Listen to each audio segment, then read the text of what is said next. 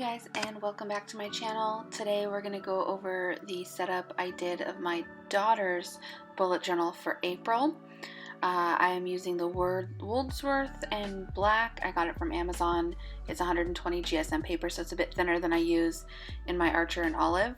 But I went with a shamrock theme for March, so you can see the splash page here and her calendar and her habit and mood tracker. I recorded this pretty early in the month, so it's mostly unfilled. She's only 8 years old and she doesn't use it as much as I use mine, obviously, but I finished it off with this rainbow doodle, which ties into her April theme, which is rainbows. So we're gonna go ahead and get started.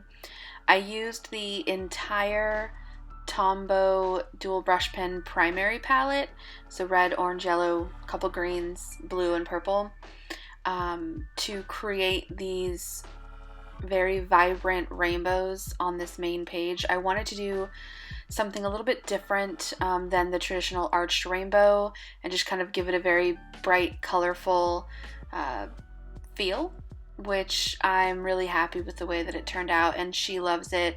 I'm actually kind of jealous because my bullet journal is a lot less colorful and bright, and doing her setups just make me so happy. So I might need to start incorporating more color into my spreads. I'll have my April setup posted hopefully within the next couple of days. I've got everything ready to go. I just haven't actually recorded it yet, so that's coming up soon. So I did two kind of rainbows, and then I just touched up the edges and any like little gaps and stuff with the colors, and then I outlined it with a point, I think it's a 0.4 Staedtler fine liner in black, just to give it a little bit more, make it feel more complete. It didn't really feel complete until I had the outline on there. And then I go in with the black TomBow to write in the month April, and I don't do like really fancy fonts with her bullet journal because she's in second grade and she doesn't read cursive, so everything is just kind of a basic print font for her.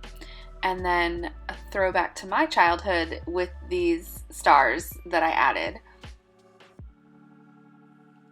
Onto the quote page, I just went with a simple quote: when it rains, look for a rainbow, and when it's dark, look for stars. And then I just colored in the word rainbow with each color from the primary palette, so it all kind of tied together.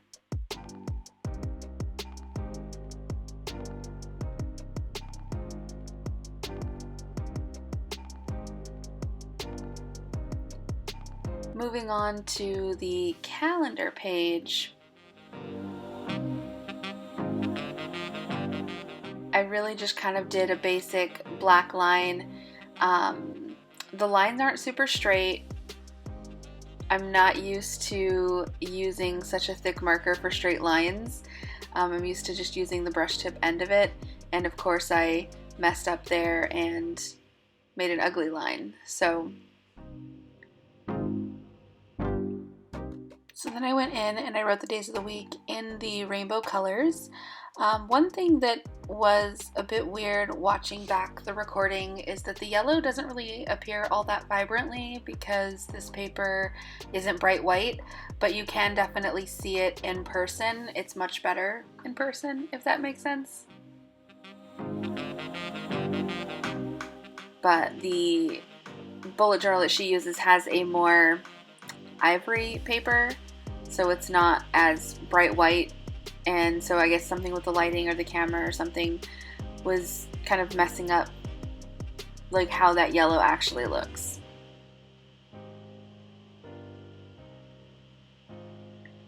I just went in black and kept it pretty simple and wrote the days of the month in, and then I realized that I did 21 and 28 one square over, so I tried to cover it up with my Uniposca white paint pen, which I use on my Archer and Olive to kind of cover mistakes, and it was just not doing it on this paper.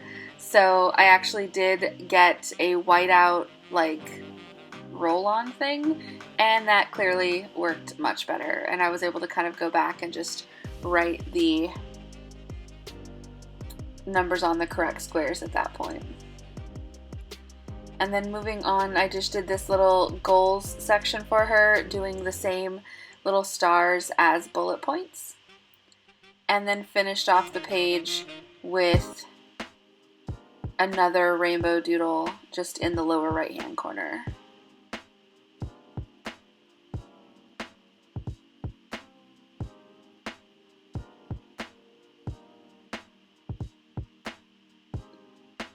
And then, like, don't mind the camera work, guys. Like, I just literally am trying to experiment with camera angles, and I got a new, like, mount thing to try it from different angles, but I'm definitely still learning.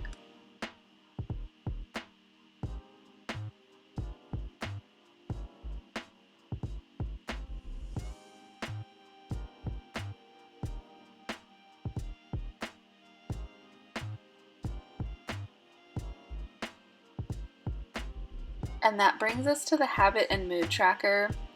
A little spoiler, I did a similar habit and mood tracker in my own bullet journal. For this month, I wanted to try something different. I saw something on either a YouTube video or possibly like Instagram, where instead of doing like individual little months, they did like this graph for the habit tracker. So I set up the days of the month going down the left hand side, and then I wrote the habits across the bottom, and essentially each day whatever habit she accomplishes, she'll go ahead and put a little dot or color in that square, like on a grid. And just kind of getting her in the habit of tracking habits and of bullet journaling. Her habits are, you know, pretty basic things about like going to bed on time, making sure she brushes her hair, brushes her teeth, things like that. And then what I did is I took the colors of the rainbow and I put a dot on each line. So essentially, when it's all filled in, it'll be very colorful. I know right now it's just like pretty basic and black and white, but once she's filled in each day, it'll be a super colorful, vibrant spread. The thing with the mood tracker on this page is that it's 10 boxes across, so she can basically rank the day out of 10, like today was an 8 out of 10, or today was a 4 out of 10, and she'll just color in like a little bar graph for how great or how not great her day was in the corresponding color. And then where I usually do like a brain dump page, I give her a blank page just to do some doodles and to practice certain things. So she might practice stars, or she might practice drawing like shamrocks in March and things like that. So moving on to the weeklies, I am a little bit, I don't know how to describe it. I need the weeks to start on a Monday. So I was like, how can I get caught up, essentially? She normally has the same weekly layout every single month, which is just a little space for her to write something about the day, just to practice journaling. And so I was like, well, she doesn't really utilize all that space, and so I decided to break the pages up into 8 boxes, so that there's the box with what the days are, and then there's the boxes with each day in them. And that way I was able to squeeze in 11 days so that the next weekly will start on a Monday. And that's what I did. And then I was actually able to get 2 weeks on the next spread, 1 week per page, to kind of keep it consistent with this layout. And then I added a quote in the extra half of a page on the right hand side that says, "Make your own rainbow every day."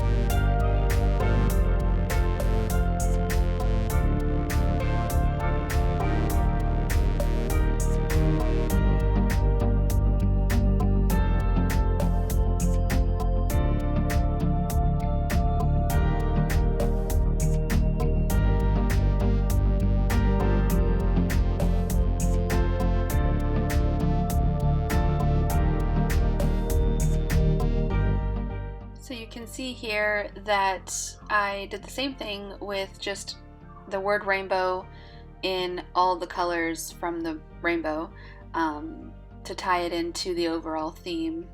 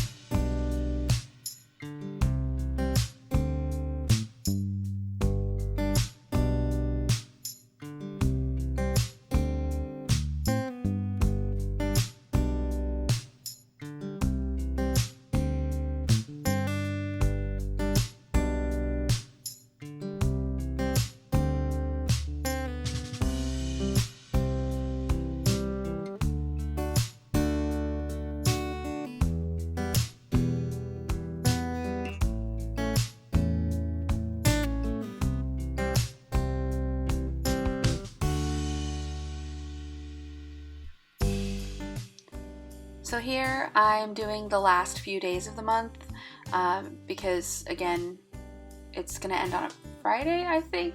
I'm terrible. And then I finish the month out with a month in review page where I give her space to just write out, not an earthquake by the way, that's the mount for my camera that is clearly needing to be more stable.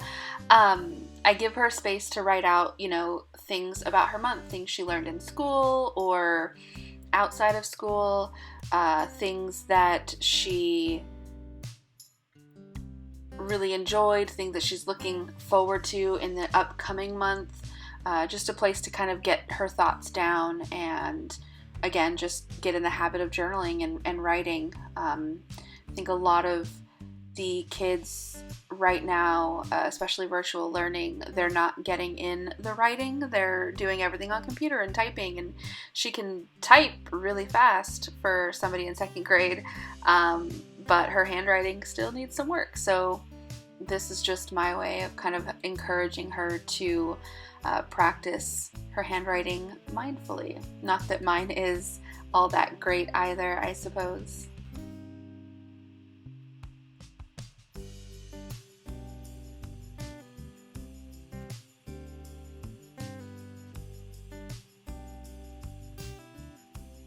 But that's essentially it. So we'll do a final flip through. Again, we have her April cover page and her quote, and we have the calendar spread with a section to write her goals, her habit and mood tracker, and a page for doodles, and her weekly spreads, which took up less space than normal because I condensed them down and did 2 weeks per spread. And then she has the month in review. Thank you guys so much for watching this video. I hope to see you next time. Again, this is Liz, and have a great rest of your day.